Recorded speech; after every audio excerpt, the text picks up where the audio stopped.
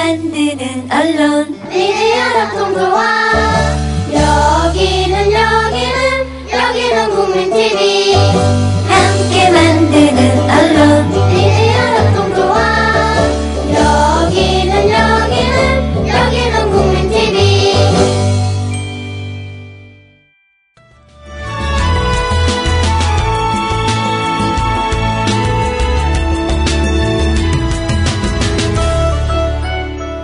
가깝고도 먼 나라라고 합니다만 그래도 이상하게 일본을 갔을 때 일본에 자주 갑니다만 향수 비슷한 걸 느껴요.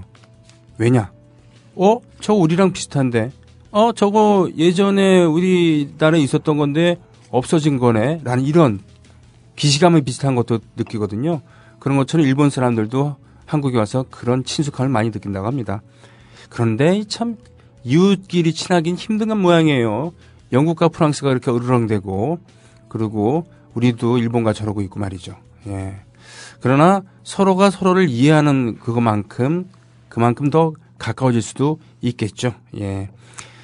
해마다 8월 달이면 제가 일본 도쿄에 갑니다. 가서 야스쿠니에 반대하는 야스쿠니 신사에 강제로 합사되어 있는 조선인들의 그 위령 이것을 그 합사를 반대하고 또 전쟁을 반대하고 또 태평양 전쟁의 그 유족들의 이야기도 듣고 심포지움도 듣고 전 노래하러 가거든요. 그리고 촛불 집회도 하고 그렇습니다. 자, 사나님. 예, 안녕하십니까. 예. 저 일본 우익들 만나본 적 있습니까? 없죠. 저 일본에 가서 한 적이 없어서. 저는 매년 8월 달에 일본 우익들을 이렇게 만납니다. 네. 만나서 얘기하는 건 아니고 그 촛불 집회 이렇게 걸어가잖아요. 네. 그럼 온갖 쌍소리를 해대면서 달려들어요. 일본어 잘하십니까? 네? 일본어 잘하세요? 아니면 어떻게 이해하실지. 그 통역을 통해서 들으면은 조선지은 꺼져라. 네 나라로 돌아가라. 뭐 이런 얘기들 하고 그렇다는데 그 언어만 다르지 우리나라의 소위 말하는 가스통 할배들 있잖아요. 네. 이분들은 행태가 비슷해요. 뭐 그런 건 비슷하겠죠. 예. 자, 오늘 그 2월 둘째 주 얘기인데 2월 8일에 대한 얘기 해주신다고요? 예, 이제 전에 권투 경기 어렸을 때 많이 이제 중계를 해주는 거 보면요. 그러니까 메인 이벤트가 있고 네. 뭐 오픈 게임이 있습니다. 오픈 게임 있죠. 예. 근데 어쩔 때는 메인 이벤트보다 그 오픈 게임 훨씬 더 좋을 때가 있었어요.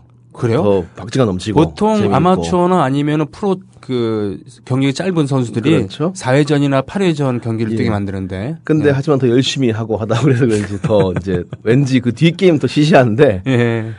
근데 비슷한 예라고 할까요? 그러니까 3.1 항쟁, 김인현 3.1 항쟁 전초전이라 했을 28 이제 독립선언이 있었습니다. 그렇죠. 그러니까 일본에서 그 유학생들이 벌인 사건인데요. 유학생들? 이제 오늘 그 얘기를 좀 하려고 그러는데 네. 1919년 2월 8일이었죠. 28 19년 2월 8일. 예. 그러니까 1918년 제1차 대전이 끝납니다. 그 뒤에 이제 그 유포된 게 민족 자결주의였죠. 네, 우드로 윌슨 대통령이. 근데 이거는 승전국의 식민지가 아니라 그 패전국의 식민지에 적용된 거였고 실상 우리하고는 별 관계가 없었습니다. 네. 그래도 하지만 그 민족 자결이라는 그 한마디 때문에 많은 사람들이 피를 끓게 만들었죠. 네. 근데 이제 당시 이제 그 한 1000명이 넘는 유학생들이 이제 조선인 유학생들이 일본에 와 있었어요. 네. 그러니까 아무리 미워도 네. 배울 때는 거기였으니까. 그렇죠. 근데 대충 한 1300명이 넘게 있다고 하는데. 생각보다 많군요. 예. 네. 근데 이제 어떤 시기였냐면 되게 그 유학생 사회는 되게 반일운동의 온상이었대요. 오히려. 그러니까 특히 그 조선 유학생 학우회 같은 경우는 거의 반드시 가입을 해야 되고 안 하면 일본 놈의 개가 되는 어떤 그런 그 유니온 시합이었다고 합니다. 무시무시한. 네. 일찍이 이제 그 학우회 기관지의 학지광의 이제 편집장이었던 최팔룡은 이렇게 얘기를 했다고 그래요. 무릇 국가 또는 민족이 멸망한다 해도 영국이 망한 것은 아니다. 또 국가 민족이 흥해도 영원히 흥한 것도 아니다. 자, 보라. 폴란드 독립했고 러시아는 망하지 않았는가. 물론 이제 소련이 세워졌지만 어쨌든 러시아 제공했으니까. 예. 그렇게 하면서 이제 이 사람들은 어떤 이 반일 의식을 또 고향에 갖고요. 최팔룡. 예. 이분이 그러니까 그 연설을 들으면서 이제 많은 사람들은 가슴에 불똥이 튀었죠. 더 이상 앉아 넘길 수는 없지 않겠는가. 그 결기를 북돋은 신호탄이면서 네. 또 어떤 무기력한 어떤 마음의 허공을 가르는 그런 화살이었죠. 예. 이제 1919년 1월 6일 날, 네. 그러니까 고종이 죽는 것이 1월 21일이거든요. 네. 그 전에 예. 그 벌써 이제 그 도쿄 간다에 있는 어떤 기독교 청회관에서 이제 웅변회를 열고 오늘 정세는 우리 조선민족의 독립에 가장 적당한 시기다. 라고 열변을 토하면서 마땅히 구체적 운동을 개시해야 된다. 네. 라고 결의를 하고 실행위원으로서 최팔룡, 서춘, 백관수, 이종근 등등 10명을 선출을 합니다. 근데 이제 그 중에 이제 한 명이 그 사퇴를 했고요. 네네네. 그 뒤에 추가된 게 이제 이광수, 춘원 이광수와 김철승 등이 해가지고 11명이 이제 실행위원으로서 조선 청년 독립단을 결성합니다. 네. 그리고 이 선서를 기초를 하죠. 네. 그 선서의 기초를 맡은 사람이 바로 이광수였습니다. 춘원 이광수. 우리나라 근대 문화 3대 천재라 불리는. 예. 그 이광수가 28 독립선언문을 기초한 거죠. 동경 간다에 있는 조선기독교 청년회관, 즉 동경 YMCA. 그렇죠.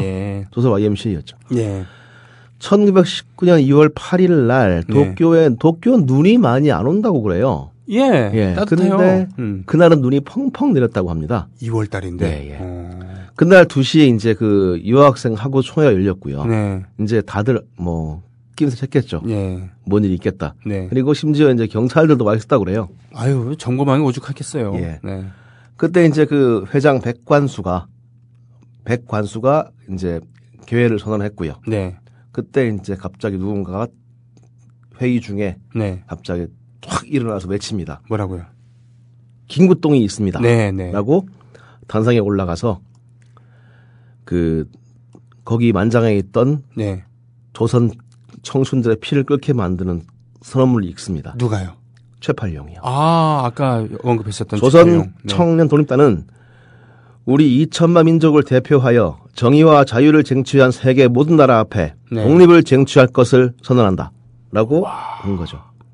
이미 일본 경찰이 고함을 치기 시작했지만 뭐 내친 걸음이었죠. 선언문은 참 유려하고 당당했습니다. 3.1운동 선언문이 되게 명문이라고 하잖아요. 근데 이 명문이라고 하지만 도무지 이제 그 힘이 좀 없습니다. 제가 볼 때는. 우리 김희 선서에는 그런 식이죠. 예, 결기는 좀 없었어요.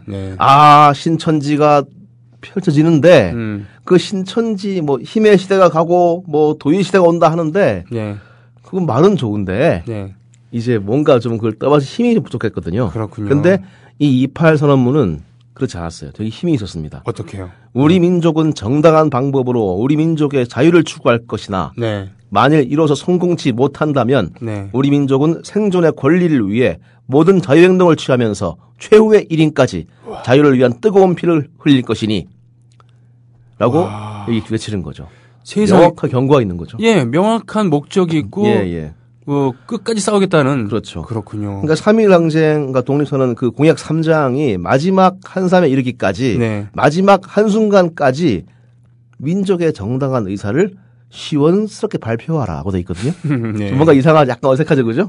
하지만 여기 그 반면에 이 팔은 만일 일본이 우리 민족의 정당한 요구에 불응한다면 우리 민족은 일본에 대하여 영원한 혈전을 선포할 것이다.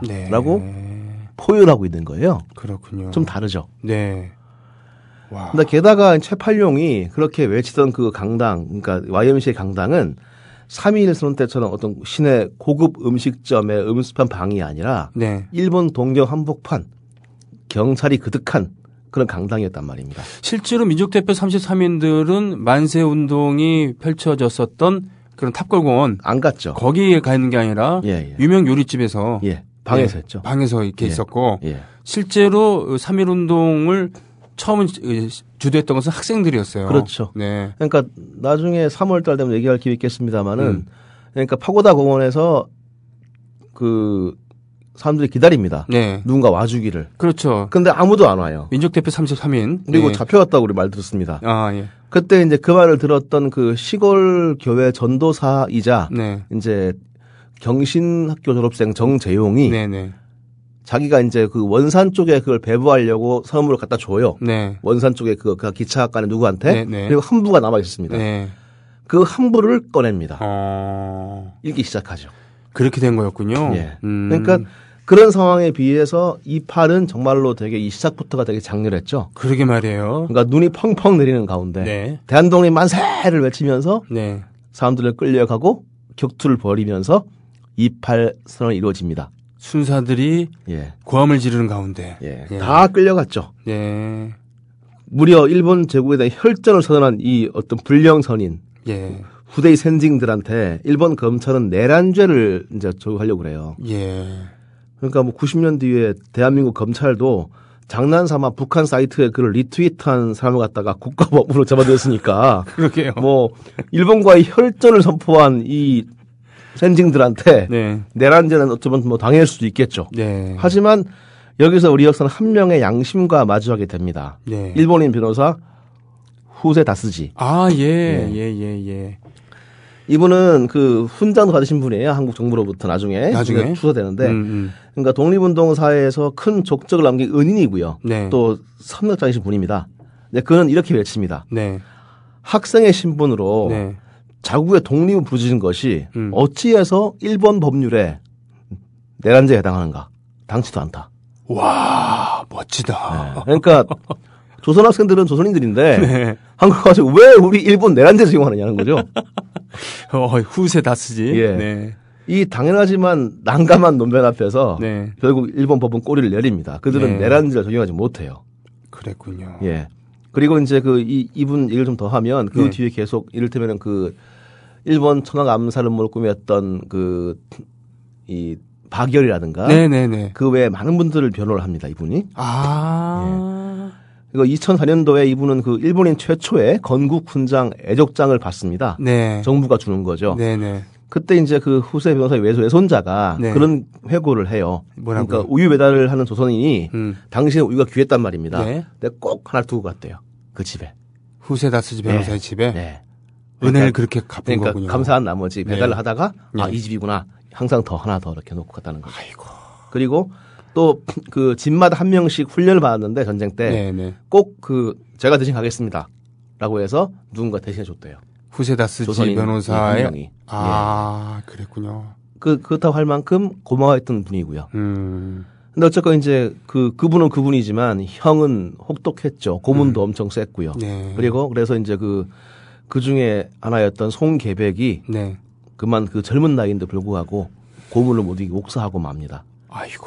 그는 그 학생 모자 안에 이 섬을 숨겨가지고 네. 국내에 반입했던 사람이었어요. 그랬군요. 반입해서 우리가 이거 하려고 그런다.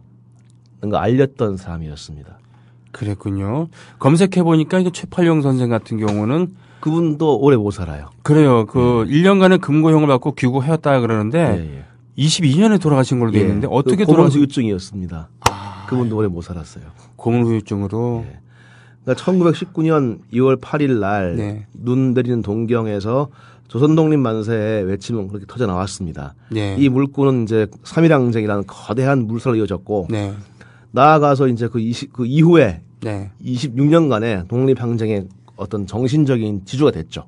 그랬군요. 그 역사입니다. 하지만 그 역사란 대화 속에서 큰 물줄기 속에서 이 사람의 삶은 되게 사실 좀 되게 작지 않습니까? 그렇죠. 계속 변하고요. 네. 소용돌이치고요. 네.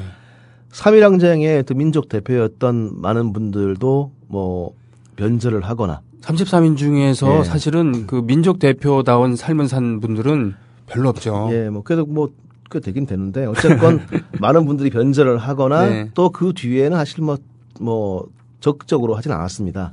사실 그 유신 시대만 하더라도 8.15 광복절이 되면은 꼭 민족 대표 33인 중에 한 분이신 이갑성 옹께서 등장하셨는데 그분은 지금 친일행위 임명사전에 등록이 되어 있잖아요. 근데 이제 그분이 사실 그 밀정설이 있긴 있는데요. 사실 그것도 확증은 없습니다. 하여튼 분도 확실하게 독립운동을 끝까지 하셨던 분은 아니다. 그건 아닐 최소한 겁니다. 그거죠. 네. 그러니까 이제 그 여러 가지 뭐 이를테면은 뭐 길선주 목사 같은 분은 그러니까 대표긴 합니다만 이분은 어떤 좀 약간 너무나 이 독실한 기독교에 좀 빠졌고요. 네. 좀 원래 이분은 그 이 길선주 목사가 예. 원래 그거였어요. 도사였어요. 아, 돌을 닦고 뭐 그런 분이었어요. 근데 예. 그런 분이 이제 그 귀의했는데 기독교에 네. 그래서 이제 하다가 그 독립운동에 별로 흥미 못 느끼고 어떤 요즘 우리가 한 새벽 기도라든가 네네. 통성 기도라든가 네. 그 대부분 다 그분이 만든 겁니다. 그러니까 조선 기독교 부흥의 산 그렇죠. 증인이긴 그렇죠. 하셨는데 이분도 그분도 네. 서명하셨다가 그 뒤에 뭐 그렇게 독립운동에서는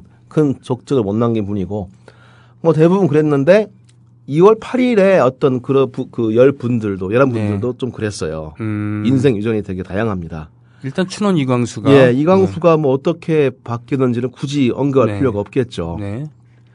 그리고 백관수 그 당시에 회장 네. 같은 경우 말년에는 그 전쟁 때 태평전쟁 때 지원병 나가라고 네. 어떤 피를 토한 사람이었고요. 맞아요. 전북 출신인데 예. 이분은 한국 전쟁 때 납북됩니다. 그렇죠. 네. 그리고 서춘 같은 경우는 아예 총독부 기관지 매일신부의 주필이 됐습니다. 아이고.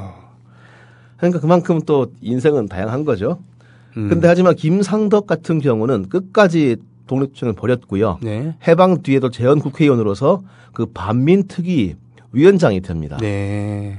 근데 이 양반이 이제 그 28 선언문을 썼던 이광수가 체포되는 걸 봤겠죠. 네. 근데 되게 그 아드님의 정에 따르면 네. 정말 가슴 아파했다고 해요. 왕래 동지인데 네. 이렇게 체포를 하다니 이러면서 가슴 아파했는데. 네.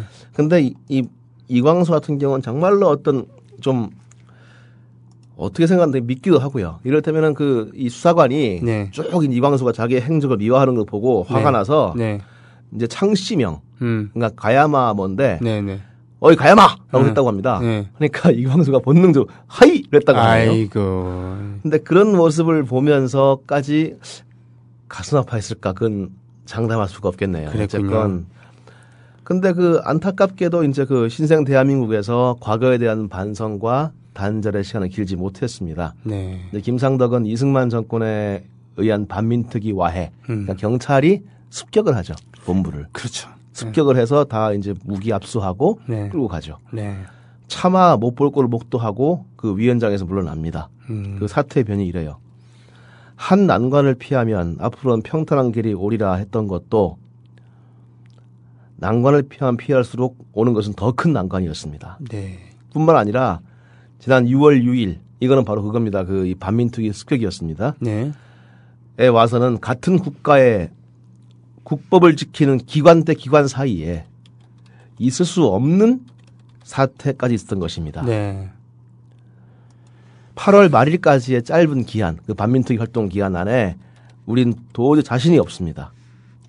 자신이 없는 일 갖다가 민주주의 국가에 있어서 맡아서 동포들을 속일 수는 없습니다. 네. 라고 물러서세요. 그러니까 동시에 반민특위 와게 됩니다. 네.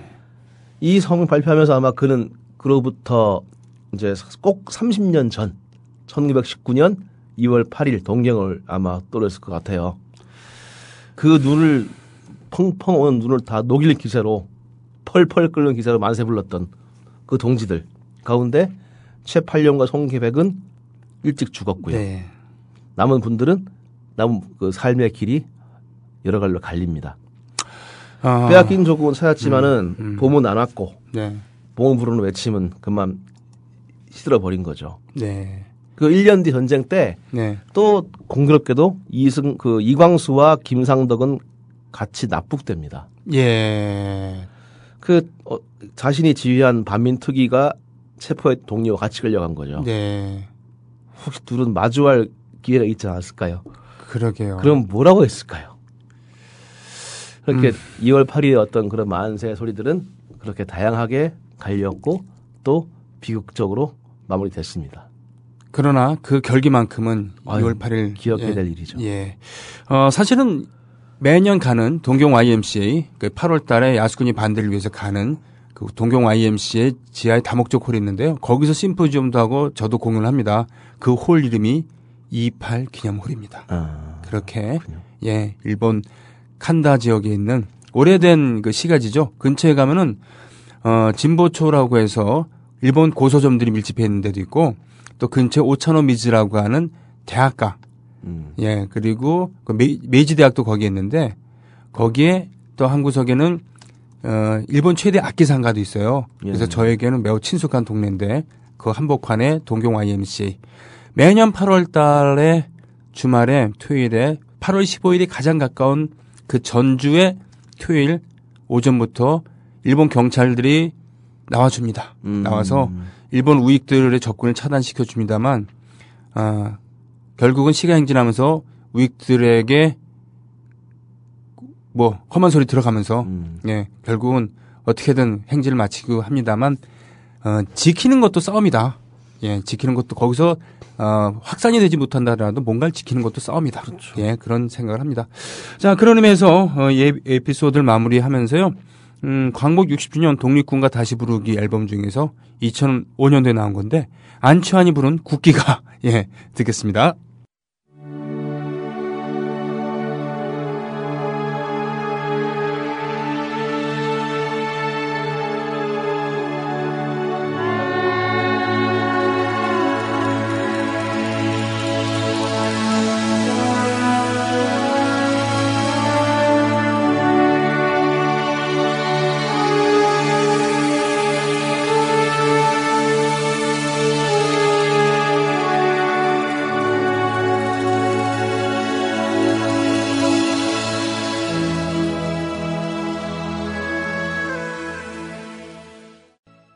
예, 이런 독립군가 처음 들어보셨죠? 예, 저 처음 들었어요. 예, 저도 처음 들어봅니다. 네. 분명한 것은 이런 노래들 부르면서 싸우셨다는 거예요. 예.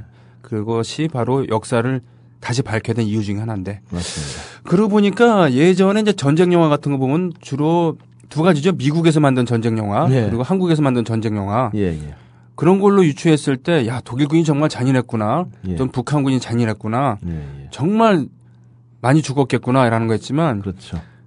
저는 나중에 알았어요. 사실 2차 세계대전 동안에 가장 많은 국민과 군인이 죽은 나라는 소련이었어요. 소련이죠. 예. 그리고 그 독소 전쟁이야말로 가장 치열했던 전쟁이고 거기서 독일군이 물러남으로써 사실 독일은 2차 세계대전에서 망하게 된 것이죠. 전쟁에서 그렇죠. 패하게 된 것이죠. 그러니까 소련 같은 경우는 정말로 한 나라를 거의 흔드는 네. 그 대국을 흔드는 전쟁이었고요. 네.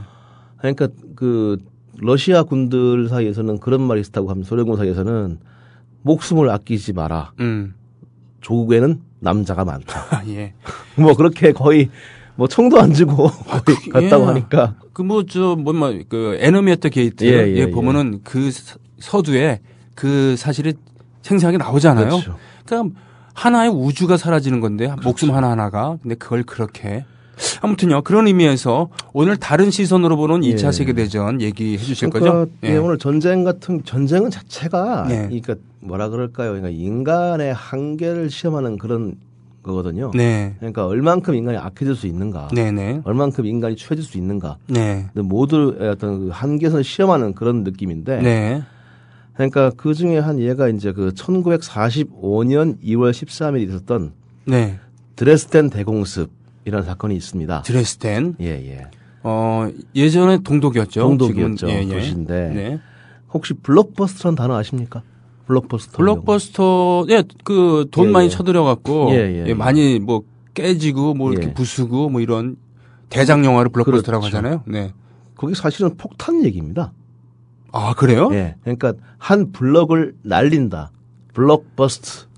한 블럭이라고 예, 하면은 한 동네를 날려버린다는 뜻이죠. 폭탄 한 방으로. 예. 그러니까 그러니까 그 블랙버스터 이 말의 탄생이 네. 사실은 그 이 드레스덴 대공습하고 연관이 있어요. 그래요? 예. 그러니까 독일의 고도, 옛날 수도이며 네. 그 엘베강변에서 맞는 어떤 노을이 기가 막히다는 그런 아름다운 도시고 네. 그 당시 전엔 유럽의 발코니라고 불리웠던 그렇군요. 예, 아름다운 도시였는데 네. 이 2월 13일 날 1945년 영국의 공군 랭카스터 폭격기 796대, 미국 공군 B-17 폭격기 311대가 이틀 동안 합동으로 폭탄을 퍼부어서 네. 도시를 완전히 박살을 냅니다. 근데 도시가 이제 고도였기 때문에 네. 낡은 목조 건물들이 많았어요. 근데 그걸 다 태우려고 소위탄을 입을 퍼붓습니다. 소위탄은 불내게 만드는. 예. 그러니까 도시 전체가 불바다가 되고 뭐 거의 파악이 안 되는 수의 사람들이 그냥 딱 그 자리에서 타 죽거나 네. 아니면 뭐 질식하거나 그러니까 이렇게 하면은 소위탄을 터뜨리면 그게 무서운 게 그거 자체가 불덩어리인데 그 직접 화마에 피해를 입지 않더라도 질식해서 죽는다 그러더라고요. 산소가 없으니까. 그렇죠. 예. 그러니까 그 함부르크나 쾰른 등도 공습 받아요. 네. 근데 쾰른 같은 경우는 그 대공습에도 불구하고 그 대성당이 큰 손해 안 봤다고 이제 뭐 기적같이 얘기를 하는 사람도 있는데. 그거는 피해서 공습을 했거든요. 예. 근데 어쨌든 드레스덴은 거의 타격을 전면적으로 입습니다. 그 중에 한 증언을 들어보면 엄마는 한 소녀의 증언이에요. 네. 엄마는 내게 그 젖은 담요를 덮어주면서 네. 키스해주면서 어서 달려라고 외쳤습니다. 난 다시 엄마를 보지 못했고 거리 불바다였습니다. 네. 다리가 녹아 들러붙은 채 길에 네. 다리가 안 떨어진다고 외친 사람들이 많았다.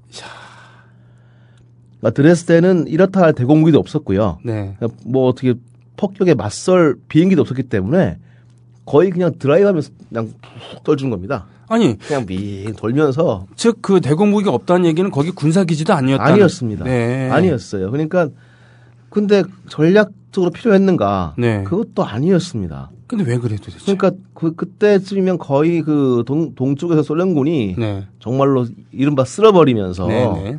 베를린 향해서 달릴 때였고요. 1945년 5년 2월이면은 이미 노르망디 선전 뒤고 폐색이 짙을 때잖아요. 그렇죠? 독일이 거의 네. 독일이 망할 때였죠. 네. 근데 그 와중에서도 이제 그 와중에 예. 전쟁의 추구는 이미 기울었고 예. 이미 독일 폐색이 짙은 마당에 인구 수십만 대도시를 폭격으로 날려버릴 겁니다. 왜 그랬지? 사실 이유는 없었어요. 예. 근데 영국은 그거 꼭 해야 되겠냐 하는 미국까지 끌어들이면서 예. 그 명분은 그거였습니다. 동부전선 소련군 진격을 돕는다.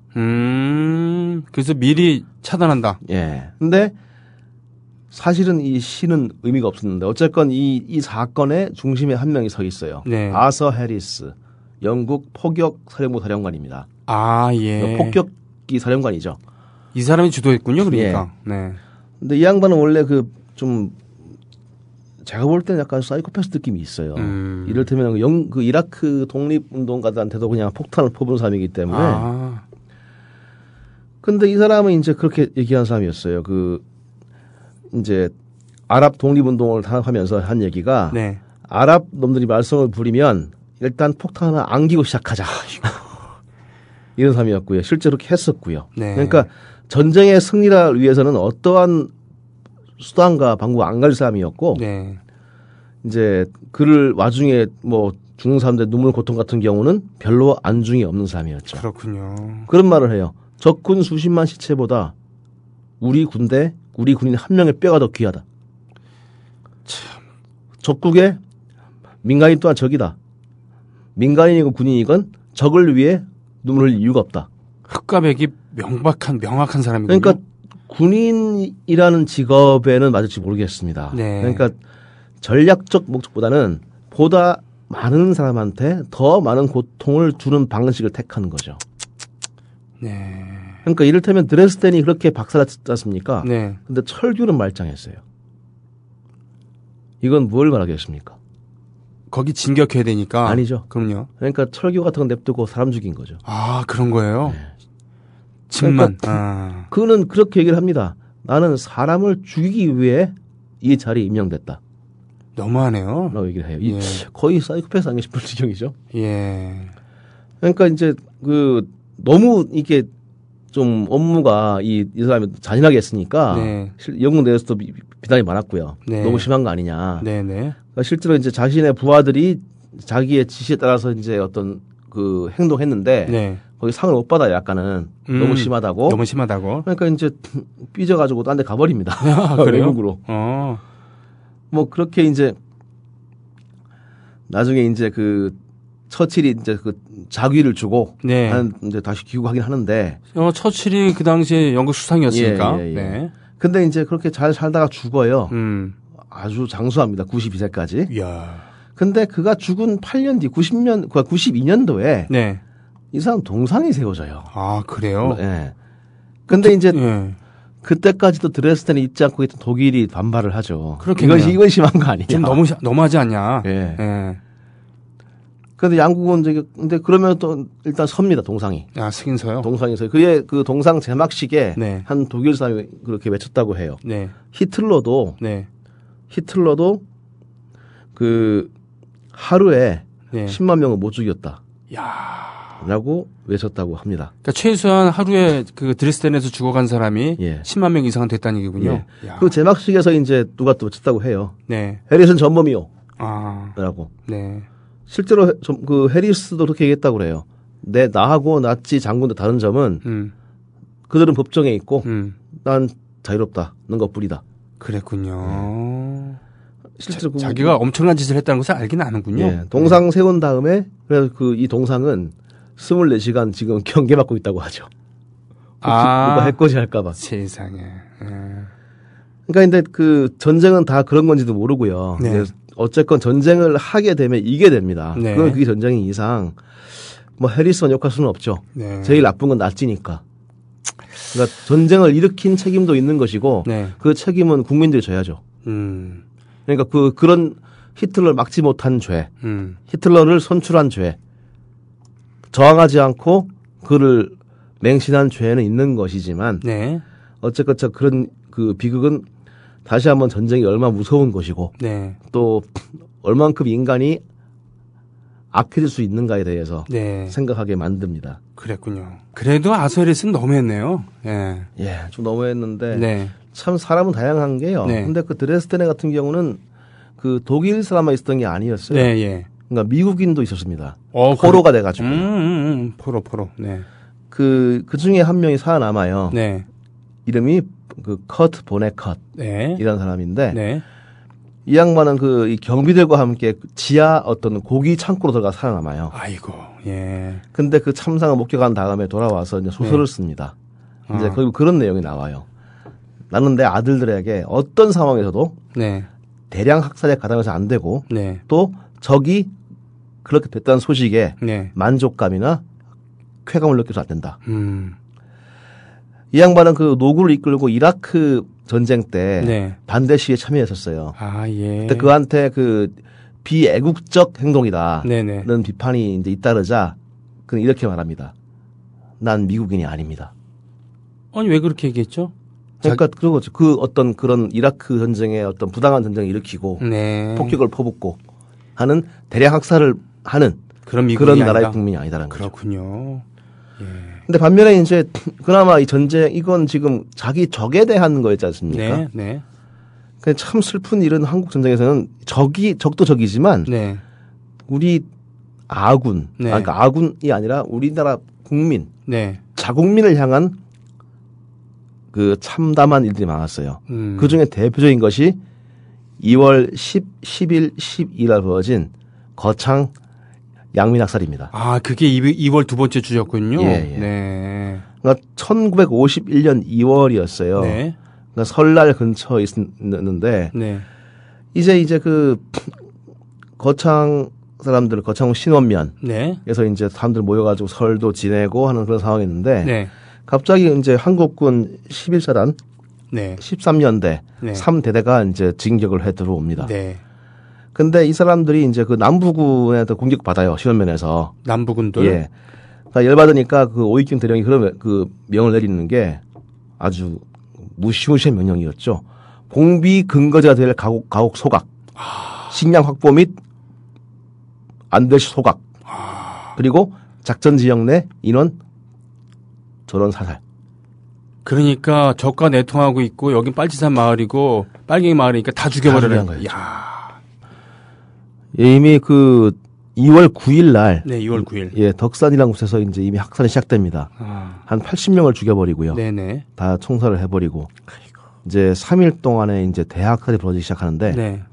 2월 10일 날, 열날. 네. 그러니까 신원면, 대현리, 중유리, 와룡리 세 마을 주민들을 소집해가지고요. 네. 다 이제 신원 국민학교에 갑니다. 네. 근데 그 와중에 이제 그 행군을 못 따라가니까. 네. 한 100여 명을 다시 끌고 가요. 탈량골 끌고 가는데. 골짜기. 예. 근데 다 모아놓고 이제 다 쏴 죽입니다.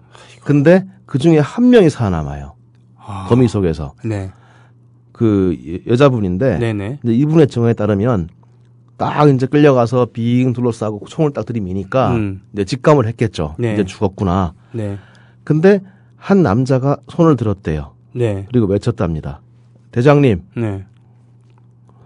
죽을 때 죽더라도 이 말을 하고 죽읍시다. 네. 라고 했대요. 뭐라고요? 백성 없는 나라가 무슨 소용이 있습니까? 아이고. 라고 외쳤다고 합니다. 근데 그 네. 말은 거의 총살 신호와 같았죠. 네. 정말 너희 따위 필요 없어 하는 네. 듯이 네. 너희는 없어져야 돼 하는 네. 듯이 총들이 불을 뿜었고 네. 거의 거기 얼마 못 가서 죄다 죽었고 또 심지어 어두워지니까 네. 조명까지 밝히면서 다 죽였다고 합니다. 그랬군요. 그리고 아이고. 나무를 쌓고 불을 질렀어요. 거기서 한 명은 살아남았던 거고요. 그분이 그런 증언을 한 거고요. 그러니까 지금 독일의 경우처럼 적국을 폭격을 한 것도 아니고 예. 우리나라 아군이 네. 우리나라 백성을 죽인 거죠. 참. 근데 그 다음에 2월 10일 경우는 무려 517명이 죽어갑니다. 네. 이 사건 전모가 드러나고 이 국군이 죽였다는 네. 게 알려졌지만 네. 이승만 대통령이 이렇게 얘기해요. 부끄러운 치마폭은 들추는 게 아니다. 라고 하면 진상 조사를 방해합니다. 그게 한두 건이어야 말이죠. 예. 이승만 자체가 정말 나쁜 사람이 이 사람. 동의합니다. 아무리 생각해도. 네. 네. 그리고 이제 그 당시에 그 사건 최고 책임자인 사단장은 아예 기소가 안 됐고요. 네. 연대장 이하 장교들도 뭐 구속은 됐지만 다 풀려납니다. 아이고. 그리고 이제 국회 차원에서 이제 진상조사 가거든요. 네. 근데 그 진상조사단한테 총질을 해요. 경찰 간부가. 그래요. 예. 군인이 그 총질을 하고. 네. 그리고 그 최고 책임자인 그 국방장관 신성모는 주일공사라는 천하의 땡 보직이죠. 네. 그걸로 옮깁니다. 문제가 되니까. 예. 그 누구도 책임지지 않았고. 네. 그 누구도 벌을 안 받습니다. 그게 대한민국이었어요. 지금도 그렇잖아요. 예. 뭐 지금 그때 사람들에게 못할 짓 하고서 그렇죠. 백성들에게 못할 짓 하고서도 당당하게. 그 사람들 눈에는 백성이라는 사람들은 안 되긴 했지만 작전상 죽어줘야 되는 사람들이었고. 네. 또 그렇게 몰아서 죽여도 네. 본보기 삼아도 아플 것이 없는 나무 토막들이었고. 네. 하지만 그들은 대한민국 국민이었죠. 그러니까 알겠습니다. 네. 정말 그 1950년 2월 10일에 그 탄량골에 이하 이제 거창에서 죽어간 분들을 얘기하면서 함석헌 선생이 네. 쓴 글이 있어요. 네. 쓰다가 말고 붓을 놓고 눈물을 닦지 않으면 안 되는 이 역사. 눈물을 닦으면서도 그래도 또 쓰지 않으면 안 되는 이 역사. 써놓고 나면 찢고 싶어 못 견디는 이 역사. 네. 찢었다가 또 모아대고 네. 쓰지 않으면 안 되는 이 역사. 이것이 역사냐? 나라냐? 그렇다. 내 나라며 내 나라요. 내 역사며 내 역사이다. 참 비장합니다. 예. 자, 1945년 2월 13일 그리고 1950년 2월 10일 예, 똑같이 2월 둘째 주였는데 한 곳에서는 연합군의 무차별 공습으로 인해서 수십만 명의 독일 민간인들이 사라졌고 그리고 그 몇 년 뒤에는 한반도에서 아군에 의해서 마을 전체가 몇 개 마을이 몰살을 당하는 이런 비극이 있었습니다. 마음이 약간 좀 가라앉히는 의미에서요. 유지연이 만들고 부른 사랑과 평화를 좀 듣겠습니다.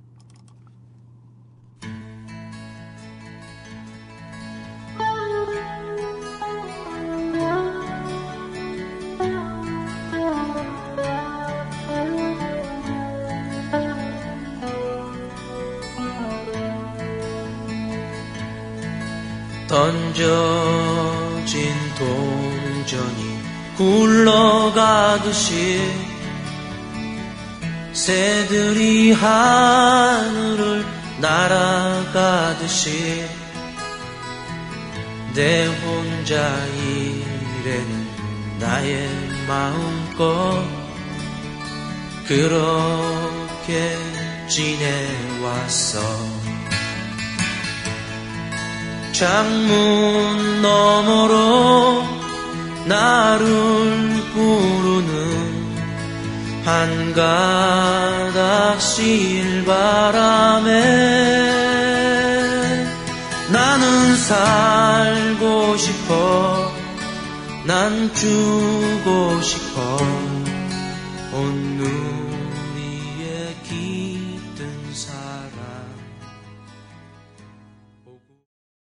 예, 밴드 사랑과 평화의 기타리스트 출신이고 이 노래를 사랑과 평화라는 이름으로 노래를 발표하고서 노래 그 음반 한 두세 장 내다가 나중에 종교에 귀의합니다. 이분. 예. 당대를 대표하는 기타리스트 중에 한 분이었던 유지연의 80년대 초반의 노래였습니다. 사랑과 평화. 자, 이번엔 어떤 얘기 해주실래요? 예, 오늘 세 번째 시간에는 네. 그 어떤 참 존경할 만한 분인데 네.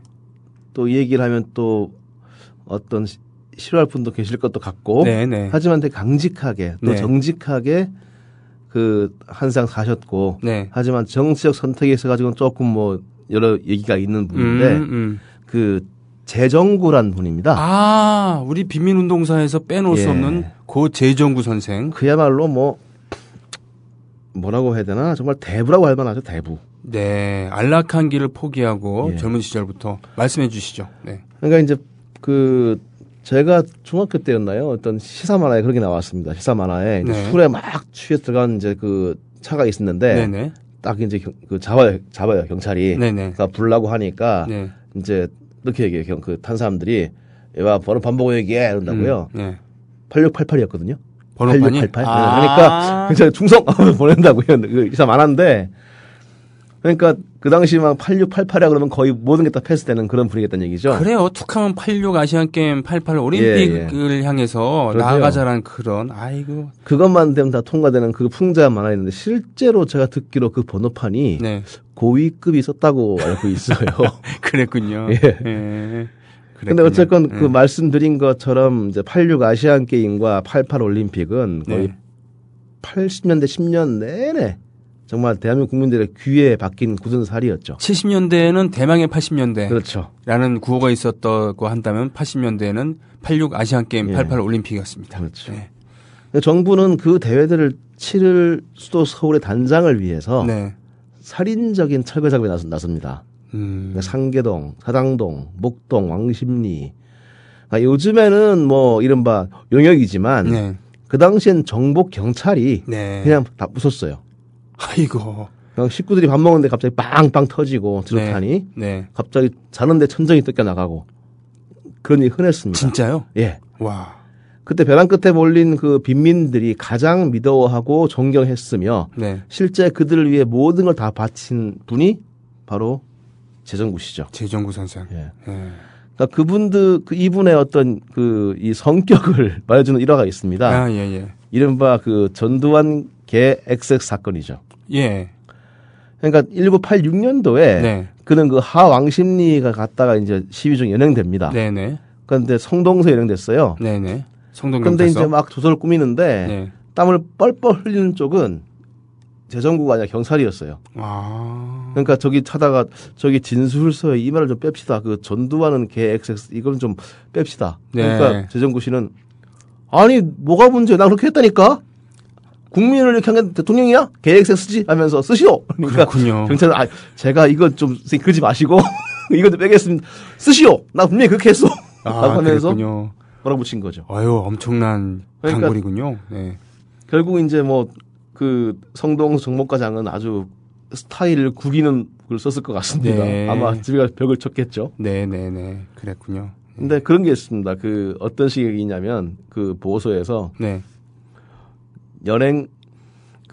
연행되어 오는 차 안에서 잠을 자고 그 다음에 진수서의 글자 몇 구절을 바꾸자고 해도 안 들으며 그 다음 말이 재밌습니다. 이게 그 경찰 보고서거든요. 세계적으로 큰 상을 수상한 사람을 처벌하는 것은 효과가 없을 뿐 아니라 국제어도 인신만 잃게 될 것이므로 네. 훈방 조치했으면 합니다. 이게 보고서 내용이었어요. 세상에. 예. 아니, 연행되는 차 안에서 잠을 잘 만큼 이렇게 담대한 그런 성격의 소유자였다는 거예요? 보통 사람이 아니죠. 근데 큰 상이 뭐예요? 세계적으로 큰 상? 그 아시아의 노벨상이라 불리우는 필리핀에서 주는 거죠. 예. 막사이사이상이었습니다. 아, 그랬군요. 예. 네. 세종군은 그의 평생 그 동지였다고 할 수 있는 정의루 신부님하고 네. 이제 같이 그 상을 받았어요. 막사이사이상을. 그 직후에 인바이 전두환 개 XX 사건이 벌어진 겁니다. 정의로 신부는 이분은 저 외국인이잖아요. 예, 외국인입니다. 예. 같이 활동하신 분이죠. 맞아요. 이분이 예. 상계동 철거민들이랑 같이 명동성당에서 진을 예, 치고 예. 계시기도 하고 그랬었죠. 근데 이제 재정군은 되게 대학생이 좀 되게 힘들었어요. 무려 사수한 끝에 와. 이제 서울대에 갑니다. 네. 그럼 공부해야 될 거 아니야, 그러면? 예, 공부를 해야 되는데 데모를 하죠. 아이고. 데모를 해서 서울대 물리대의 어떤 1급 데모꾼이 됩니다. 네. 그는 그 물리대가 선 이후 최고다란 말 들을 만큼 네. 그 카랑카랑한 연설꾼으로 유명했어요. 아, 그래요? 예. 네. 교수한테도 인민의 삶을 보장 못하는 민주주의는 허구다 하면서 네. 몰아붙였고 네. 그런 그 카리스마는 네.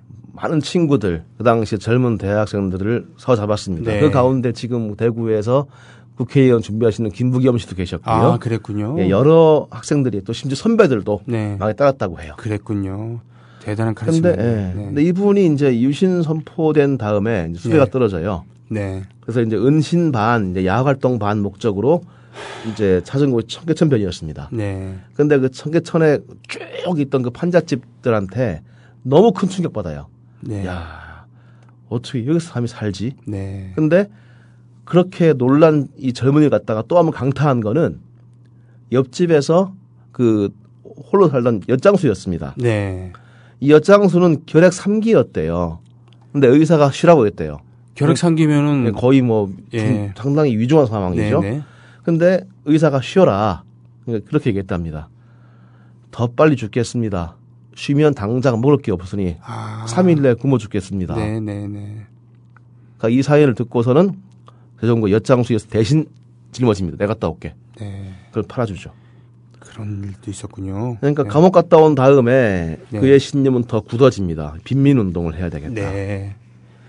그로부터 그의 여생은 빈민들과 어울리고 때론 치고 받고 의심받고 호통치고 묶어 세우고 배신당하고 실망하고 또 다시 일어서고 그런 삶의 연속이었습니다. 오죽했어요. 아유, 오죽했겠어요. 그러니까 그 부인하고 만난 것도 이제 거기서 청계천 만난 건데 네. 그 부인이 아주 잠깐 신발을 구겨 신었대요. 예. 그러니까 바로 그 등짝에 신발을 던지면서 아직도 부르주아 큰상 못 부렸어라고 호통을 쳤다는. 무섭네. 네, 되게 네. 그 아내에게뿐이 아니라 네. 또한 자신한테 더 엄했던 사람이었습니다. 아이고. 그러니까 그의 그 빈민 동지 운동 동지였던 그 정신부님 네, 외국인이신 네. 말씀인데 네. 그분은 그렇게 얘기하세요. 성격상 정치할 사이 못 돼요. 네. 타협할 줄을 몰라요. 네. 정치는 타협인데 네. 타협할 줄을 모르고 도무지 거짓을 말하지를 못해요. 참지를 못해요. 네. 그런 사람은 처음 봤어요. 그러니까 그 마을을 짓는데 네. 엄청 큰 돈을 이제 만지는데 네. 10원도 1원도 옆으로 간 게 없다는 거예요. 아이고. 그 정의루 신부 얘기는 네. 도대체 무슨 교육 받았길래 이렇게 깨끗한가라고 얘기를 합니다. 정치에 들어가시죠. 네. 근데 이 정치는 그 이 정의루 신부님 말대로 참 안 맞았던 것 같아요. 그러니까 이를테면 이 양반은 어떤 거짓을 모르기 때문에 네. 자 DJ가 은퇴를 한 거지 왜 돌아오느냐 뭐 등등을 못 참았던 것 같아요. 예. 그래서 이제 이른바 그 DJ가 복귀를 하고 어떤 새당 만드니까 네. 이제 그걸 비판하다가 막 싸움도 나고 모욕당하기도 하고 네. 그러면서 그 용납할 수가 없었고요. 네. 그래서 탈당을 하고 이제 야당을 하다가 끝내는 한나라에 갑니다. 당시 그러게 말이에요. 여당에 가는 거죠. 네네. 의외였어요. 예, 그 선택이 옳고 그름을 지금 뭐 따질 생각은 없고요. 네. 근데 어쨌건 참 김대중이라는 사람은 이 재정부한테는 오르기 힘든 산이었고 또 오르기 싫은 산이었던 것 같습니다. 알겠습니다. 하지만 그렇게 돌아가시면서 이런 말씀하세요. 저는 편하게 못 살았습니다. 암 또한 하나님이 주신 시련이라고 생각을 합니다. 네. 지금까지 우리 역사는 상극의 역사였습니다. 너를 죽이게 내가 살았습니다. 하지만 21세기는 내가 살기 위해 네가 먼저 살아야 하는 상생의 시대가 될 겁니다. 라고 얘기를 하고 돌아갔습니다. 하지만 아직 상생 시대는 오지 않았습니다. 않았습니다. 알겠습니다. 오늘 비민운동가 고 최정우 선생에 대한 얘기까지 마쳤습니다. 자, 고맙습니다. 다음 주에 뵙겠습니다. 안녕히 계십시오. 날이 새면 행복하지 않던가.